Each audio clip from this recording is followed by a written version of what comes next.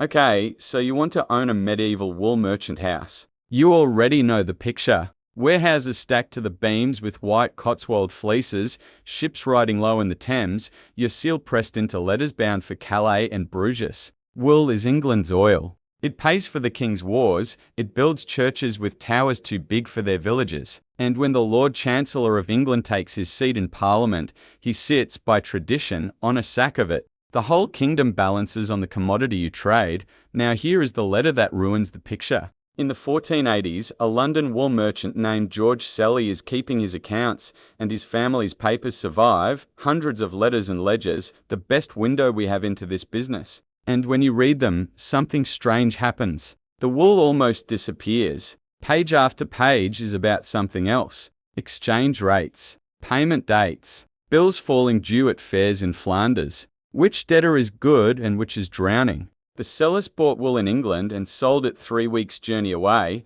and yet the documents they sweated over were not bills of lading. They were currency tables. Hold that thought, because by the end of this video, you'll see what they saw. The fortune was never lying in the warehouse. It was hiding in the space between two currencies, and that space could swallow a family whole. First, get the scale of this trade right. For 2 centuries, wool is England's dominant export, and the Crown knows exactly what it's sitting on. Customs duties on wool fund the government like nothing else in the kingdom. That's why, when you enter this business, you don't get to choose your route. By law, almost every sack of English wool bound for the continent must pass through one town. Calais, an English-held fortress on the French coast, and inside its walls, a chartered monopoly called the Company of the Staple. Roughly 200 to 300 merchants, and no one outside the company ships wool. On paper, this is a privilege. You're inside the wall. Every buyer in Flanders must come to you. Remember that feeling of safety.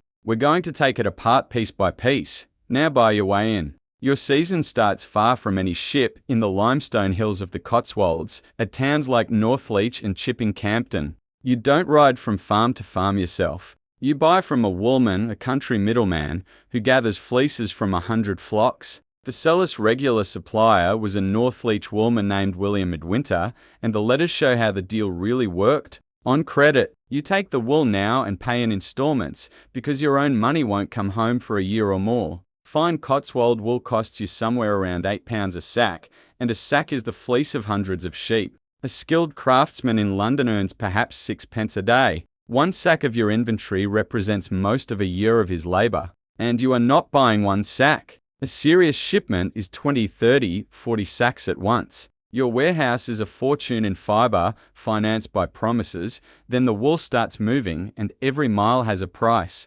Packing and canvas, cartage to London, porters, cellar rent, the winding and sealing that staple rules demand, freight across the channel, and then the line that dwarfs all of them. At the customs house, the Crown takes its cut before your wool touches a ship. Custom and subsidy on a denizen merchant's wool runs around £2 a sack, a quarter of your purchase price, paid in cash, up front, whether your wool eventually sells or not. This is the real meaning of the staple monopoly. The wall around your trade wasn't built to protect you. It was built to make you easy to tax. 1 gate, 1 ledger, 1 collector. You're not the Crown's partner. You're its revenue. Your wool lands at Calais, is inspected, graded, warehoused. And now come the buyers, clothiers and dealers from Bruges, Ghent, Delft, the weaving cities that turn English fleece into Flemish cloth. Here's where you expect the payoff. A sack that cost you £8 sells at Calais for something like 12 or 13.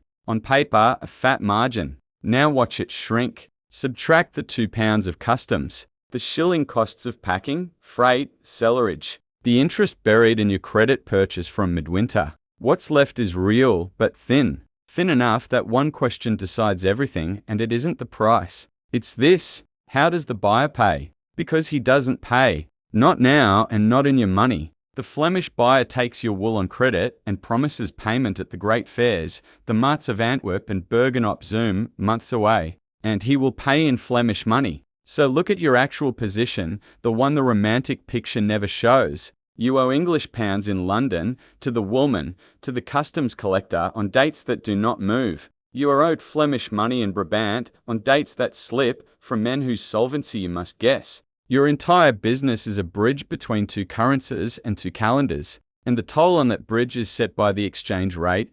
This is where the Selly letters stop being about wool entirely. When payment comes due at the marts, you're standing in Flanders holding Flemish coin that's worthless to your London creditors. Physically, shipping it home is slow and dangerous, and the Staples' own bullion rules claim a share of your takings in coin for the Calais Mint. So you do what every stapler does. You become a banker. You find an English mercer at the mart, a man buying Flemish goods who needs Flemish money and has pounds waiting in London. You lend him your Flemish takings. He signs a bill of exchange, and weeks later his partner pays you in sterling at a counting house in Lombard Street. Nothing crosses the sea but paper. And here is the point most people miss. That transaction has a price, the exchange rate written into the bill, and that rate moves. Buried inside it is everything. Interest on the loan, the risk of the road, the politics of two currencies. Set it well, and the exchange pays you a second profit on top of your wool. Set it badly, or let the rate move against you between sale and settlement,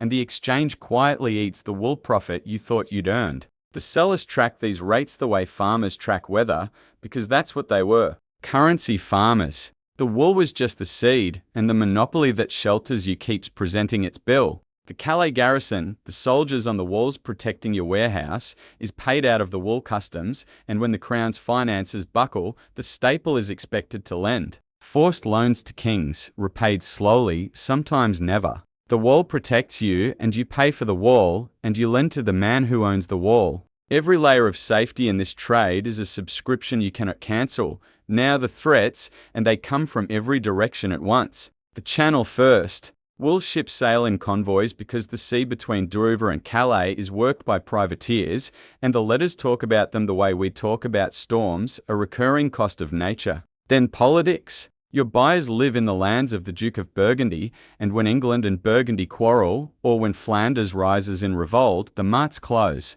Not your fault, not your choice. And suddenly the debts owed to you are trapped on the wrong side of a war. Then the debtors themselves. Sale on credit means your profit exists as a list of names, and every name can sicken, default, or die. And then death inside your own house. When old Richard Selly died, and later his son, the family that had traded as one body fell into a lawsuit between survivors that dragged on for years. And it's precisely because of that lawsuit that the letters survive at all. Read that again. The best archive we have of this business exists because a wool family tore itself apart in court. The paperwork that made the fortune became the evidence that fought over it. So open the ledger and run the year. This is a reconstruction, but calibrated to the Selly papers. A Goodyear first. You ship 30 sacks. Bought at £8, sold at 12.5. Gross margin, £135. Now the deductions. Customs and subsidy take 60. Freight, packing, cellarage, and the Staples FEs take 15. The credit you took in the Cotswolds costs you more. And then the exchange. If the rate holds, your bills come home clean, and you keep something like £40 or £50, a gentleman's and your linkum earned in one season, with a second, quieter profit from the lending itself. That's the year the wool churches were built on. There's a merchant's epitaph carved in a Cotswold church that says it plainly. I thank God, and ever shall, it is the sheep hath paid for all, now the bad year, and notice that the wool can be identical. Same 30 sacks, same quality, same buyers. But the mart is delayed by a trade dispute, the rate moves 4 pence in the pound against you between sale and settlement, and one Delft clothier who owes you £30 stops answering letters. Run those 3 small misfortunes through the ledger, none of them dramatic, no shipwreck, no war, and your £40 profit becomes a loss. Your creditors in London do not accept exchange rates as an excuse. The woolman wants his instalment. The collector wanted his cash months ago. The sheep did everything right. And you're insolvent anyway. That's the truth. The epitaph leaves out. The sheep paid for all, only when the currencies cooperated. So who actually got rich in this trade? The merchants who understood which business they were really in. The ones who treated wool as the excuse and exchange as the engine. Who kept a partner in London and a partner at the marts, so the family straddled both currencies at once. Who lent at every fair, spread their debtors, and read a currency table the way a shepherd reads a sky. The Staples' greatest houses left fortunes in land, plate, and quiet loans to the crown itself. The losers were the men who thought they were selling fleeces, who took whatever rate the mart offered, and whose names survive only in other men's ledgers. In the column marked owing, look at the merchant house one last time, with the romantic light switched off. The warehouse, the bales, the ships, all of it is a delivery mechanism for something invisible. What you actually own is a credit network stretched between London and Flanders, denominated in two currencies, taxed at one gate, and settled twice a year at fairs you don't control. The fleece crossed the sea so the money could change shape. The wool was never the business. The exchange rate was.